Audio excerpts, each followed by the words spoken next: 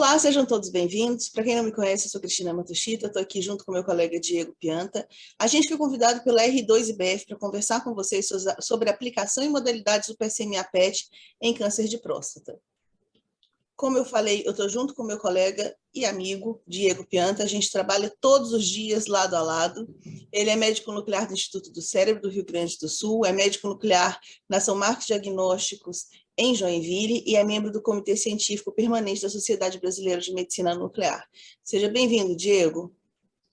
Obrigado, Cris, pelo convite de dividir a aula. Obrigado, R2IBF, pelo convite. Obrigado a quem nos acompanha.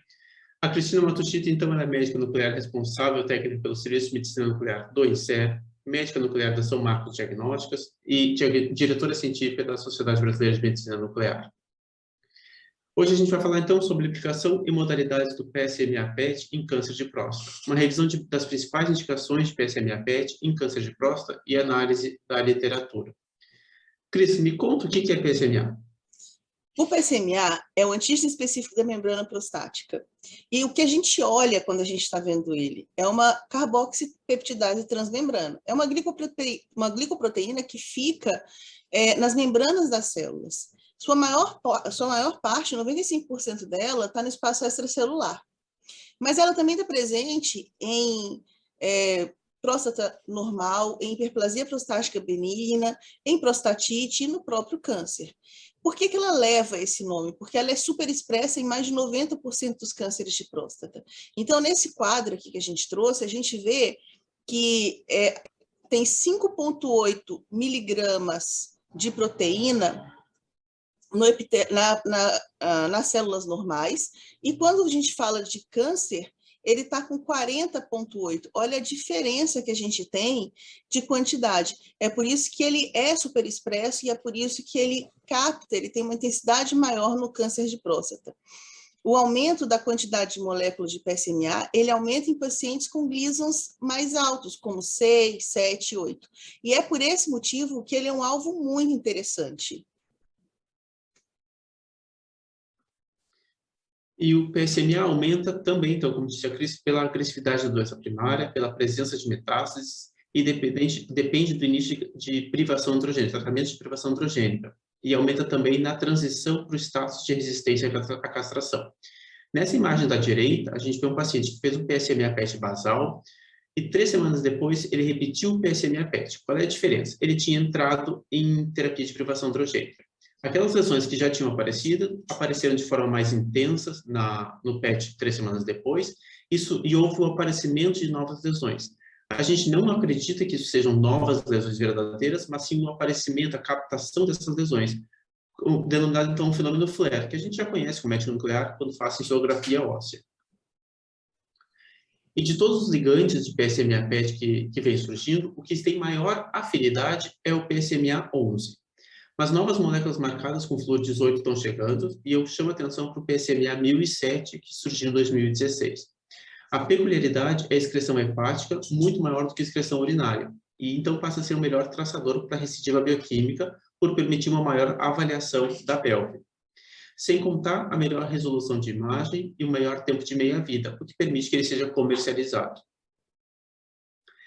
E aqui, então, a gente tem o primeiro paciente feito com PSMA 1007, marcado com flúor 18, no Instituto do Cérebro, na PUC, e foi em novembro de 2019, e foi o primeiro paciente no Brasil a fazer esse exame.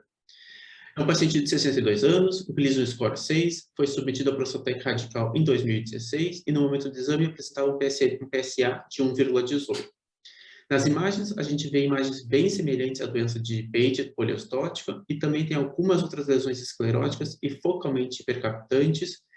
E esse paciente, então, ele tinha metástases ósseas de câncer de próstata associadas à doença de Paget na pelve e na coluna.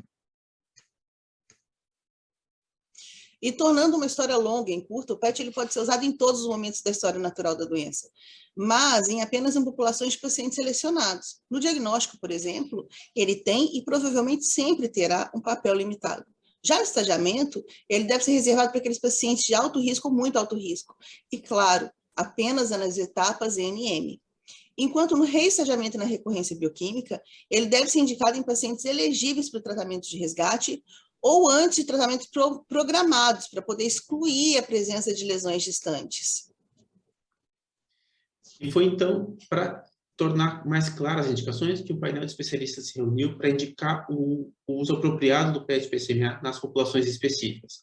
Foram indicados 11 cenários e cada cenário recebeu uma nota de 1 a 9, sendo as notas de 1 a 3 um cenário que é raramente apropriado a indicação do PET-PSMA, de 4 a 6 o uso pode ser apropriado, embora algumas pesquisas ainda devam ser feitas para confirmar essa informação, e de 7 a 9 o uso é definitivamente apropriado.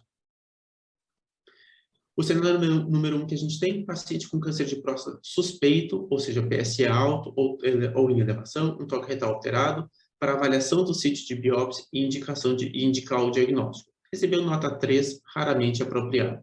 Mas aí eu vou entrar, porque assim, embora normalmente não é indicado, a gente fez um caso muito interessante. A gente trouxe aqui um estudo de um paciente, de um médico de 72 anos, que já tinha sido submetido a biópsia de próstata, ressonância magnética multiparamétrica da próstata, isso tudo previamente ao PSMA, e ambos os exames eram negativos. Quando fez o PSMA-PET, a gente encontra uma próstata com volume aumentado, como tinha sido visto na ressonância magnética, tinha um volume de 85,1 centímetros cúbicos e uma área focalmente hipercaptante nesse aspecto posterior medial do ápice do lobo direito. E aí, quando a gente foi ver retrospectivamente a ressonância magnética, ela tinha uma área focal de restrição à difusão no mapa de ADC de, pasmem, 4 milímetros, e era coincidente com a área de hipercaptação no PET-CT, que tinha um SV máximo de 6,2 gramas por ml.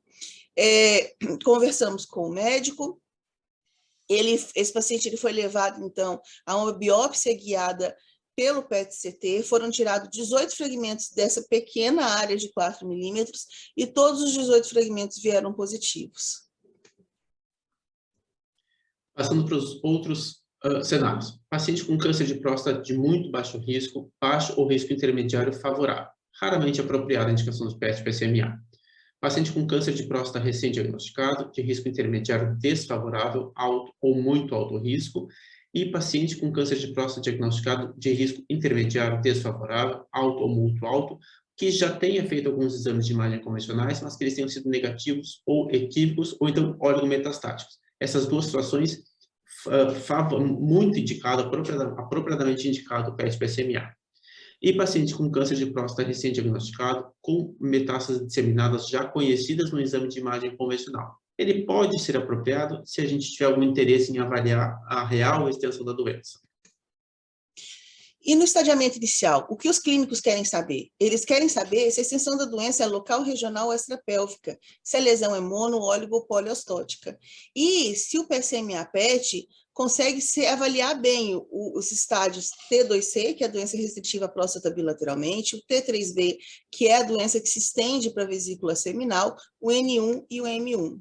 E aí é sabido que o PSMA ele encontra mais lesões do que a ressonância magnética multiparamétrica. Então, muitas das vezes, o paciente acaba tendo um upstaging de T2C, de T2C não, para T2C, que é quando a gente fala que é uma lesão bilateral. O T3A é uma extensão extracapsular da lesão e o T3B é um comprometimento da vesícula seminal. E o PET ele tem um excelente valor preditivo positivo para esses dois casos. Nesse estudo prospectivo multicêntrico, foi publicado recentemente mostrando que todos os pacientes com câncer de próstata de risco intermediário e alto foram submetidos a um esvaziamento linfonodal pélvico.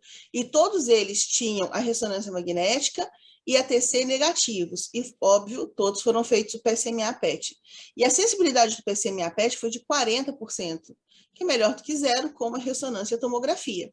Mas, ainda assim, a gente perdeu 2/3 dos pacientes, em sua maior parte, por causa das micrometástases. E a gente traz também esse outro estudo mostrando que 90% dos linfonodos com depósitos de tumor de 5 milímetros ou mais, eles são detectados pelo PSMA-PET, mas apenas metade dos linfonodos com depósitos de 2 milímetros são detectados. E é aí que a gente acaba perdendo para o esvaziamento linfonodal ou para a detecção por linfonodo sentinela dos exames, porque nesses de 2 milímetros abaixo, a gente só consegue detectar metade deles.